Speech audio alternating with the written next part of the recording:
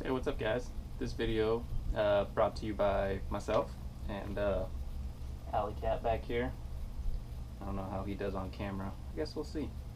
So my girlfriend and I went fishing last weekend up in the high Sierras on the south fork of the San Joaquin, with the river that comes, one of the rivers that comes out of Florence Lake through Jackass Meadows. I'll show you that on the map in just a second.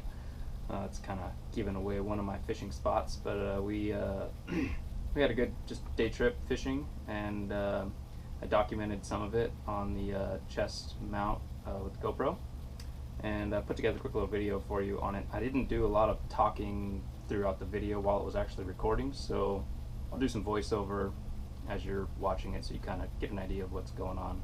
The river was pretty low. The water's pretty low everywhere right now. We didn't have a super great winter, so I know we're already into August now, but there's still some water out there, and there's still some big fish and small amounts of water. We didn't catch any big fish this trip.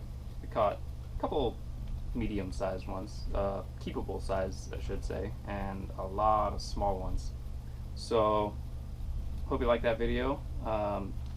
Here's what it looks like on the map. I don't know if you could see it really, but we were fishing right in here, Hooper Diversion, Jackass Meadows, and we fished the San Joaquin, which goes kind of out this way. It's highlighted. I try to highlight the map spots that I've been before. This is kind of top secret information here, giving away some of my fishing spots. My family grew up going right here to Mono Hot Springs every year. Go camping for a week, sometimes 2 weeks, and we would fish all this area around here. It's become a lot more popular over the last, I'd say, 10-15 years. So the fishing is getting more and more difficult. You got to hike farther and farther up the trail to catch decent sized fish. But hey, we'll do what we got to do to catch the big ones. So hope you enjoy the video, and here it comes.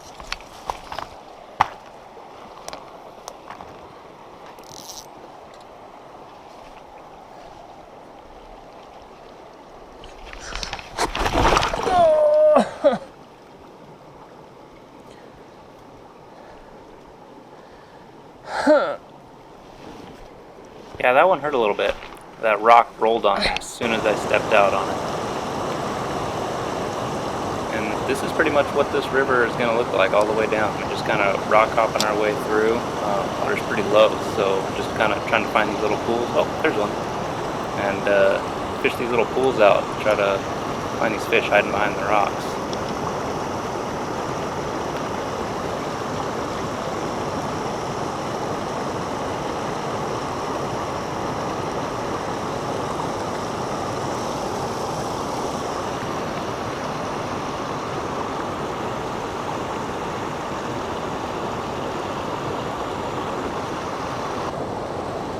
So a couple things to note here. We are fishing this river downstream, which is not your usual ideal way to catch trout, because trout always face upstream. So as we're walking down, if we stay right on the water, they see us, and they're not going to come after anything we're throwing at them. So it makes it challenging. I saw this pool from above it, but I have to go out and way around the rock, come back down up from below it. So it kind of makes it twice the work, because you're having to walk further.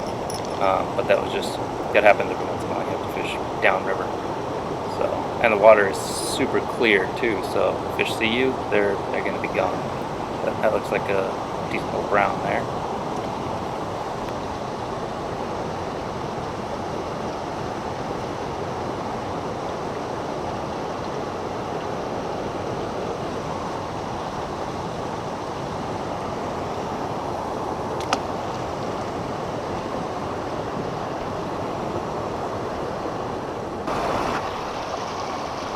So watch my pole tip in this little pool here. I get so many bites, it's insane. This pool is pretty deep. There was a lot of fish in there, but it's already getting pretty late in the morning, so they're biting, but they're not super aggressively going after it. And we get tons of bites in this spot.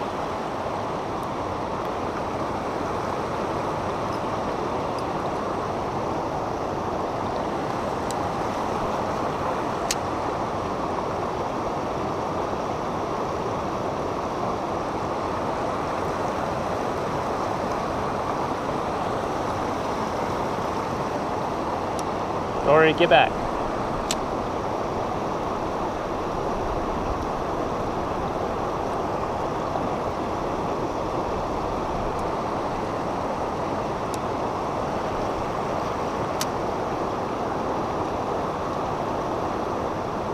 See, we missed several bites in there. And there was tons of fish in there too. And one other thing to note that you can kind of see pretty clearly is it may not look like I'm reeling very fast. See my hand there? The reel that I have on there is, I believe, a 6-to-2-to-1 gear ratio, so it's pretty fast even when you're reeling slow. So even though it looks like I'm reeling slow, I'm actually reeling appropriately. Ideally what you want to do is reel that lure the same speed as the current is flowing. If there's a fly or a bug in the water that fish is going to be going after, naturally it's going after it at the current speed, because that's how that bug is going to be floating down. So that's the same speed that you want your lure to be traveling with as well. Man, I don't know how they keep spitting that hook out, but those trout sure are good at doing that.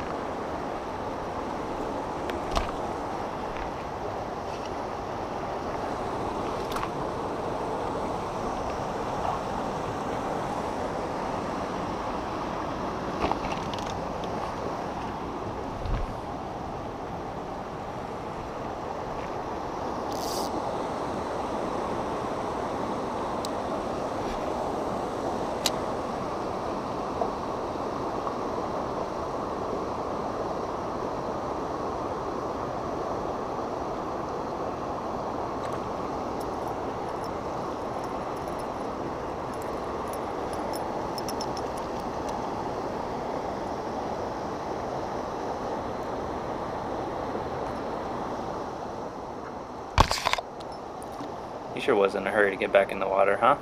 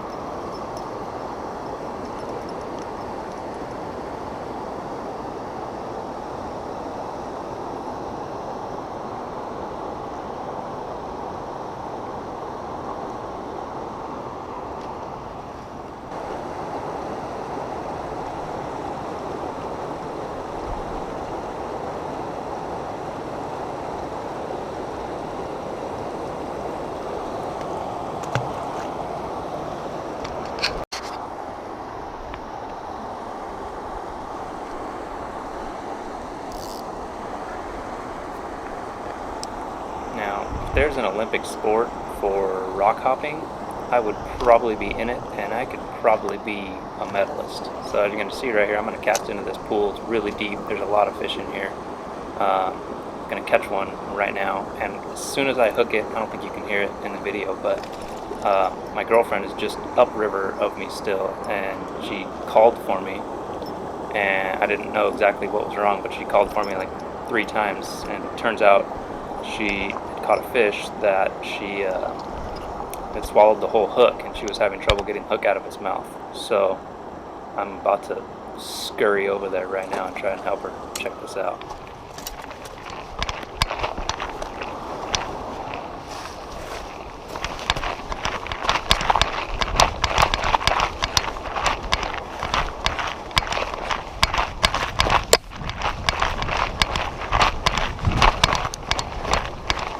What? What?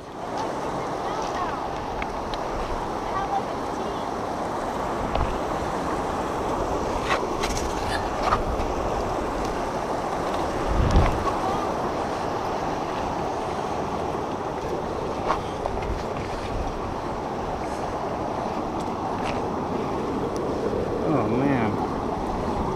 Let me have those pliers. Turn around. I don't think he's gonna make it. And sure enough, this fish did not make it, but we ended up keeping it, and it's definitely a keepable size. It's probably actually the biggest trout that we caught all day between the both of us. And I ate him the next day, and it was delicious.